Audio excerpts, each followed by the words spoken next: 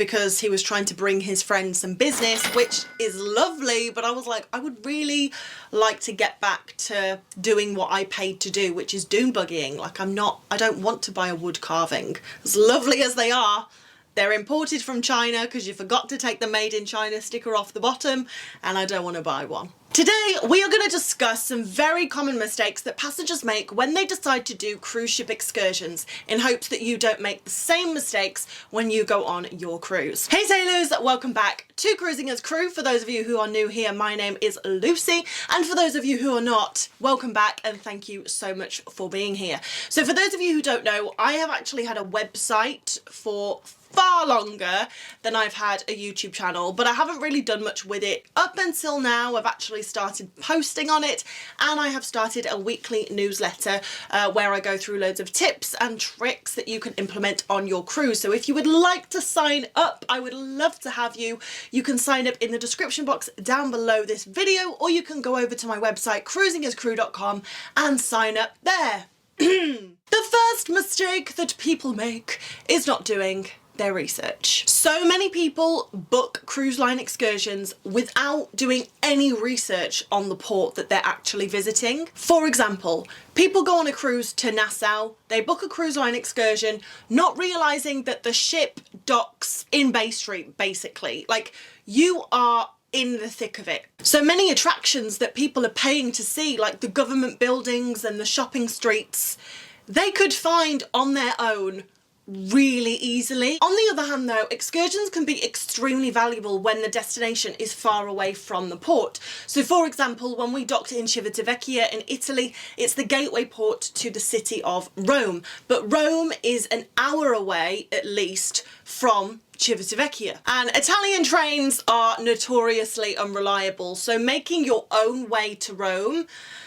I mean, you can do it and many people have done it. Would I personally recommend it?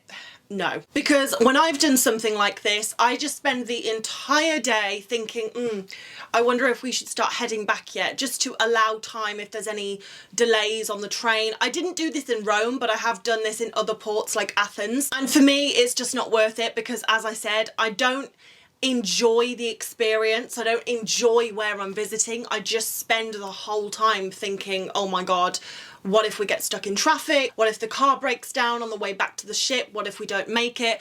Especially when I was a crew member, because as a crew member, if you're late to the ship, you also get fired as well as miss the ship. So it's a double whammy if you're a crew member. But even if you are a passenger, it's still pretty bad if you miss the ship, and I mean, no one's looking to do that, let's be honest. So that's why booking an excursion through the cruise line can be great. One of their main selling points is if something does happen, like the tour bus gets stuck in traffic or it breaks down, the cruise ship has to wait for you because you've booked that excursion through the cruise line. So it means that you can go on an excursion and explore the city without worrying about getting back, because even if you are late, the ship is not going to go without you. However, it is important to note that this guarantee only applies if you follow the rules of the excursion. I had a friend who went on a cruise sailing around Greece. So she got off in Athens and she did an excursion.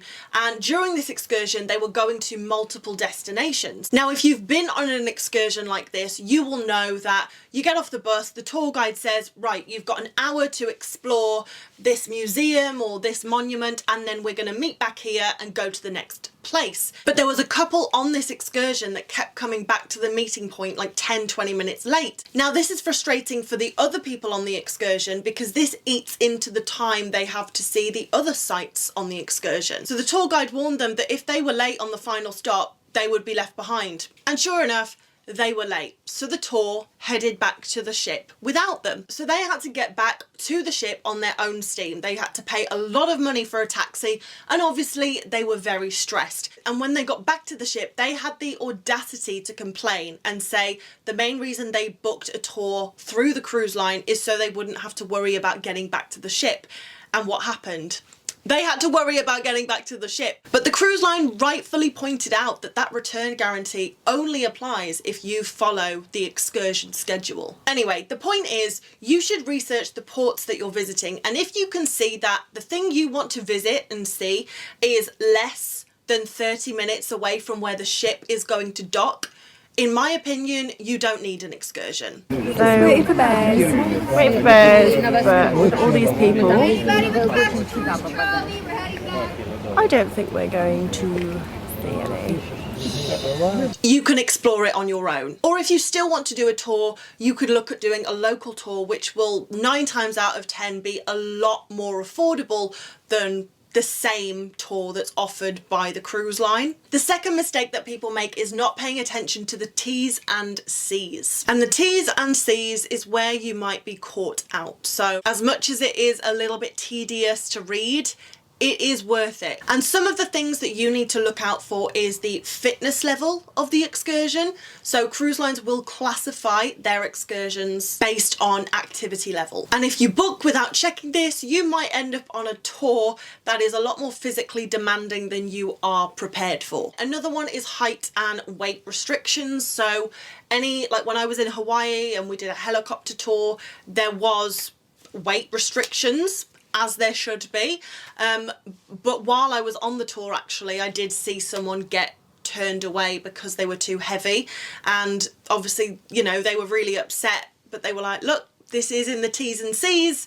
It does say that there is a weight restriction, and unfortunately you are over that weight, and obviously it's a safety hazard if we take you up there. You also want to pay attention to time allocation. So going back to the example I gave about the excursion my friend went on in Athens, they were seeing multiple places in one excursion. So each attraction had an allocated time frame, and a lot of people don't pay attention to how long each attraction has been allocated. So if you go on a tour and you're really excited to see this one thing, but then you find out that actually only 30 minutes has been allocated, you might think, actually, I probably would have been better off booking a tour that only took me to this destination rather than trying to fit in loads of little attractions that I'm not really bothered about. For example, a tour that I went on in Rome, we were seeing lots of different attractions in Rome, one of which was the Sistine Chapel.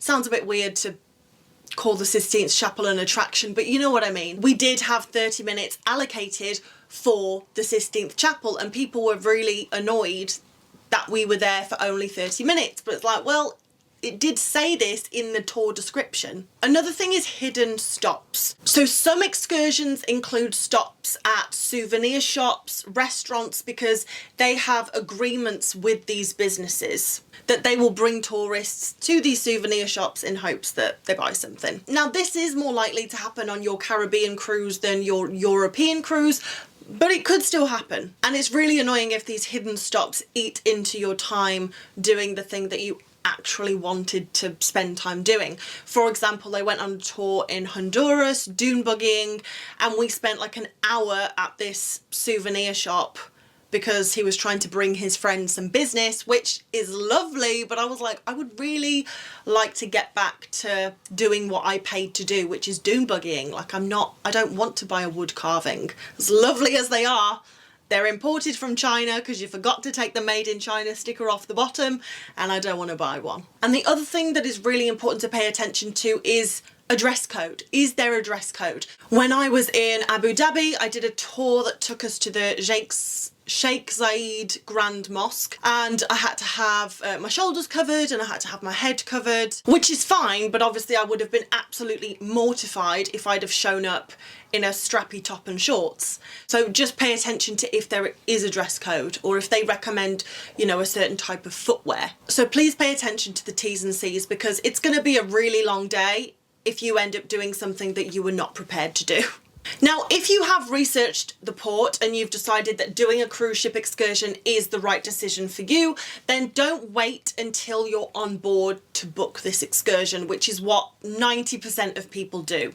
One, you are going to be stuck in a mammoth queue, because if you've been on cruises before, you will know that the excursion desk is only open at certain times during the day. And during these times, obviously everyone wants to book their excursions in, so You don't want to be spending your valuable limited time of your cruise queuing up. At least I don't want to be doing that. And also, excursions sell out extremely quickly. So I've seen a lot of people miss out on once in a lifetime excursions because they assumed that they could book last minute. And if that's one of the main things that you were looking forward to doing, that could be quite devastating. So for those reasons, I would definitely say that you should get your travel agent to book you on these excursions before you get on board the cruise ship, or you can do it through the cruise line app before you get on board, because the price will usually be the same, if not a little bit cheaper, if you book it ahead of time. But again, before you do this, just be sure to check the cancellation policy. So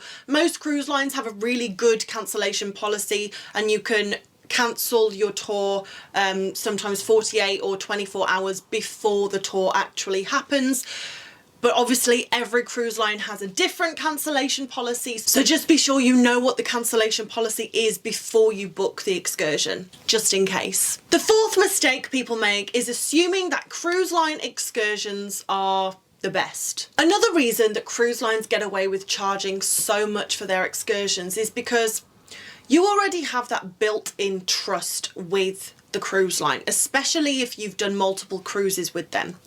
And therefore, you assume that if a cruise line is offering a particular excursion, that must be the best thing that there is to do in this port. But in reality, cruise lines rely on tour operators with available capacity when the ship arrives in port. So this doesn't always mean that they offer the best attractions. A lot of the time it means they're offering what's logistically easiest for them to offer. Which again takes me back to point number one, which is research the port, and don't put all of your eggs in one basket, in this case the cruise line's basket. Don't trust that what they're offering must be the best, because quite often it's not. Which takes me into the fifth point of booking excursions independently. So as I said earlier, you can often save a lot of money by booking a very similar excursion with an independent company as opposed to the cruise line. And if you're visiting a cruise hub like Juneau, Alaska, most tours there cater to cruise passengers, so therefore they have a lot of experience making sure they get the passengers back to the ship on time. Because they do this daily, the risk of you going on one of these excursions and missing the ship is very low. But of course, you always want to research the company, make sure they've got good reviews and a good track record before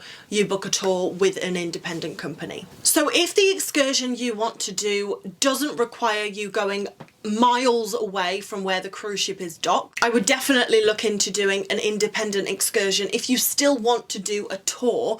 But if you are happy to explore independently, that's a really great option too, and there's no reason why you can't do that, because a lot of these excursions will simply charge you a premium for something that you could easily do on your own. For example, an entry ticket to a museum could be $20, but the cruise line is going to charge you $60 just to take you there. And if you find out that that museum is like a 10-minute walk away from the cruise ship, yeah, it's a rip-off. So after watching this, you might think that I'm dead against excursions, which isn't the case. There's definitely some situations where I am an advocate of you paying for a cruise line excursion. For example, if you're visiting a port that is notoriously unsafe, if the place you want to visit is far away from where the cruise ship is going to be docked. Sometimes doing an excursion through the cruise ship can save you having to get visas, it can save you time. For example, if it's a tender port, it might mean that you're able to get off the cruise ship a lot earlier than anybody else. But you guys know I'm a girl that loves getting value for money, and I just want you guys to do the same. I only want you to do a cruise line excursion if it's worth doing a cruise line excursion. Like, not every port requires you to book an excursion, especially an excursion through the cruise line. But of course, when you're booking this cruise, you can always ask your travel agent their advice. They book loads of cruises, so they'll be able to tell you what ports you should think about doing an excursion in and what ports will be good to just explore on your own. But a little bit of planning can definitely save you time, money, and frustration, which will ensure that you have the best possible experience on your cruise. But thank you so much for watching, guys. If you are still here, Thank you. I really appreciate you. You are the best. But yeah, I really hope you've enjoyed this video and found it helpful. If you have, you know the drill. Press the like button, leave me a comment. It really helps with the algorithm. And as I said, if you want to hear more from me, you can sign up to my newsletter in the description box down below, or go over to my website, cruisingascrew.com. But I hope you have a fantastic week ahead. Thank you again for watching. And as always, guys, I will see you in the next video. Bye.